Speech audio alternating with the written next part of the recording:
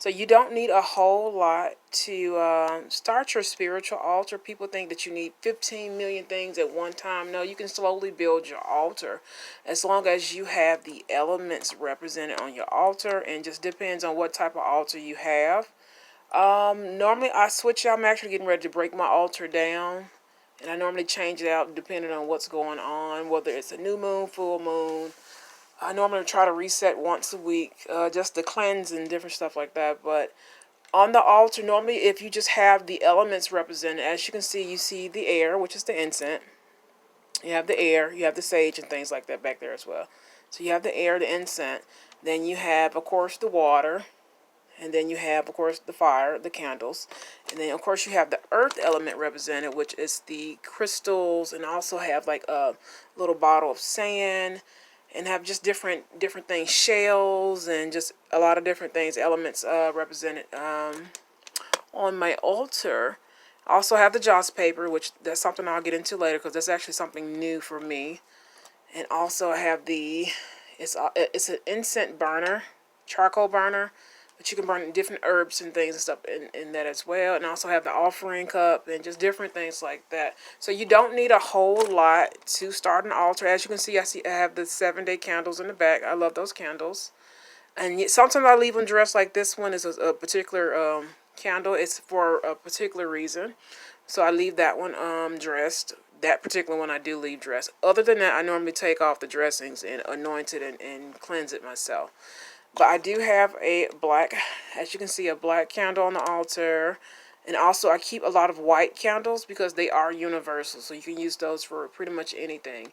And you can't tell, but this is a red candle. The lighting is so bright. I have my ring light on, so it's really bright.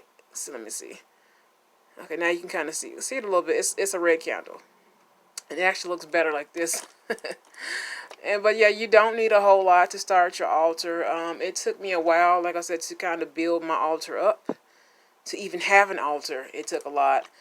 But also having just different things and different elements on the altar. As long as you have the elements represented, you're fine. But you do, or you can, like I said, I have angel statues. I do a lot of angel work. I work with a lot of angels spiritually. And then I also do ancestor work as well.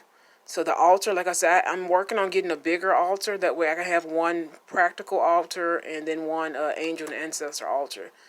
And as you can see, I have the painting and things like that. That's normally for like an offering and a gift to the ancestors and the angels. Like I said, I work with the angels. I work with the ancestors and things of that nature. So that is for them, and I need to actually paint a new one. Like I said, I have an offering cup as well. Like I said, I give offerings to the ancestors and the ascending masters and the angels and the guardians and all that good stuff. So I work with the angels.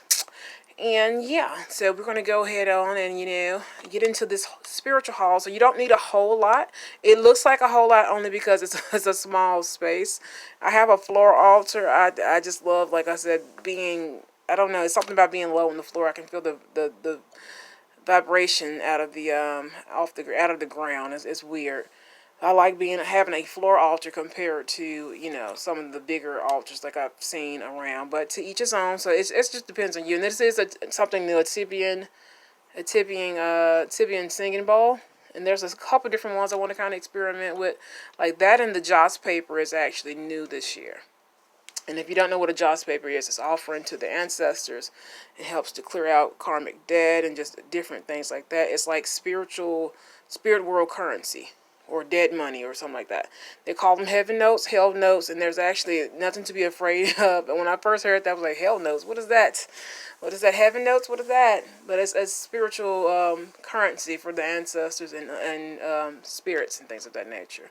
So I have different things. Like I said, each element is represented. As long as each element is represented on the altar, you are doing it properly. But to each his own. Like I said, I have like a little small floor altar. I have a desk in this particular room as well that I use for an altar as well. And pretty much there's candles and stuff just all over this particular room. So this whole room is a sanctuary. Like I said, so we're going to get into this part of the video. And I'm going to split this video into two, but this is what my altar looks like. It's nothing major. It took a long time for it to actually look like this, the crystals and all.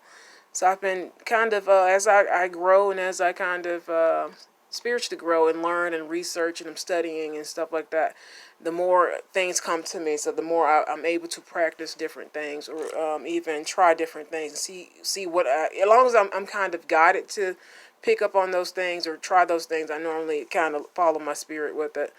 But this is not, it's my altar. As you can see, each element is represented on the altar. So you don't have to have a big fancy altar. It did not used to look like this. It was a couple of candles, a couple of crystals, water, and incense. That's it. It was nothing. All this wasn't here. But I love candles, so there's going to be some everywhere. There's literally candles all over this room. But yes, this is what an altar, one particular altar looks like. This is what my altar looks like.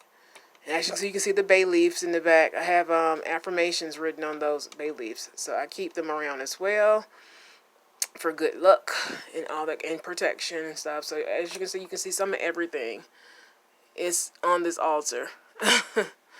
Literally everything's on this altar. And I'm going to work on getting a bigger one because my angels and my ancestors, they need their own space. They need their own room. So this is it. This is what an altar, my altar looks like. Each altar is going to be different. Yours doesn't necessarily have to look like this. It's literally an individualized type of thing. As long as the elements are represented on the altars. I'll get into more about the candle meanings and stuff like that, especially if you do candle magic or you work with work with spirits through the magic. Through the candles.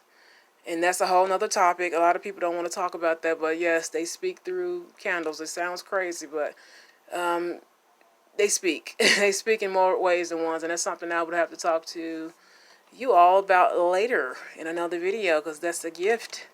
It's a hidden gift that most people have, and they don't know it. So yeah, this is what my altar looks like. It's like really nice. It's really nice. All kinds of just crystals and everything everywhere. So hopefully you enjoyed and hopefully you learned something. But your altar, make your altar your own altar. As long as you are representing divine, your ancestors, and just really paying homage to spirit, you are fine. Make sure you are paying homage and respecting the spirit realm. If you're going to have an altar, just respect that, okay? That's it. As long as you're respecting divine and the spirit realm, you're good. Have all the elements represented, you're good. To each its own. Keep it good, keep it cleansed, and all that good stuff. And that's it.